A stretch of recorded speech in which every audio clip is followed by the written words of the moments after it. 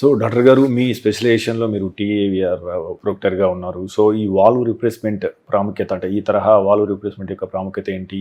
ఎక్కువ వయసున్న వారికి అంటే వృద్ధులకి ఇది అంటే ఎలాంటి మంచి ఫలితాలను తీసుకొచ్చింది? అసలు ఈ యొక్క టీఏవీఆర్‌కి ఎవరు ఐడియల్ రోగులు? నేను ఇందాక మీకు చెప్పినట్టుగాను ఇదివరకు అయోర్టిక్ వాల్వ్ అనేది డ్యామేజ్ అయితే దానికి ఓపెన్ సర్జరీ తప్ప వేరే మార్గం లేకుండా ఉండింది.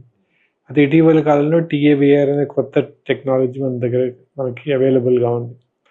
అయితే సాధారణంగా ఈ అయోర్టిక్ వాల్వ్ జబ్బు ఉన్న వాళ్ళకి, ఒక వయస్సు పైబడ్డ వాళ్ళకి, యూజువల్లీ 70, 75 ఇయర్స్ పైబడ్డ వాళ్ళకి ఓపెన్ హార్ట్ సర్జరీ చేస్తే కొంచెం రిస్క్ ఎక్కువగా ఉంటుంది కాబట్టి, చాలామంది ఓపెన్ హార్ట్ సర్జరీ తట్టుకోలేరు కాబట్టి, ఈ వయస్సు 70 ఇయర్స్, 70-75 ఇయర్స్ వయస్సు పైబడ్డ వాళ్ళకి ఓపెన్ హార్ట్ సర్జరీ కంటే ఈ టీఏవీఆర్ అనే మెథడ్ తక్కువ రిస్క్ తోటి, తక్కువ ఇబ్బందితోటి, సేఫ్గా మనం చేసే ట్రీట్మెంట్ అనమాట.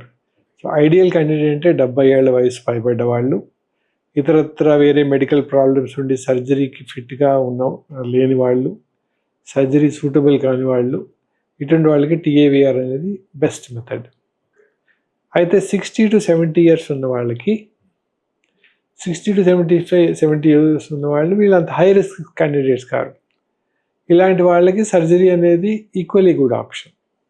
అంటే ఇలాంటి వాళ్ళు కొందరు సర్జరీ వద్దనుకునే వాళ్ళకి, సర్జరీ ఎట్టి పరిస్థితుల్లో సర్జరీ కొంచెం వాళ్ళకి సైకలాజికల్గా సర్జరీ వద్దనే వాళ్ళకి, అలాంటి వాళ్ళకి ఒక ఆల్టర్నేటివ్గా మనం టీఏవీఆర్ని మనం సజెస్ట్ చేయొచ్చు. Though surgery is equally safe for them, some people may prefer to go for TAVR. But 70 years పైబడ్డ వాళ్ళు, ఇతరత్ర వేరే మెడికల్ కండిషన్స్ ఉన్న వాళ్ళు సర్జరీకి ఫిట్ కాదు కాబట్టి, అలాంటి వాళ్ళకి టీఏవీఆర్ అనేది అత్యుత్తమైన మార్గం అన్నమాట. మీరు తీసుకునే అదే మందులు, అదే నాణ్యమైన మందులు, కానీ సగం ధరకే. అవును, మెడ్ ప్లస్ బ్రాండ్స్ పై 50-80% తగ్గింపు.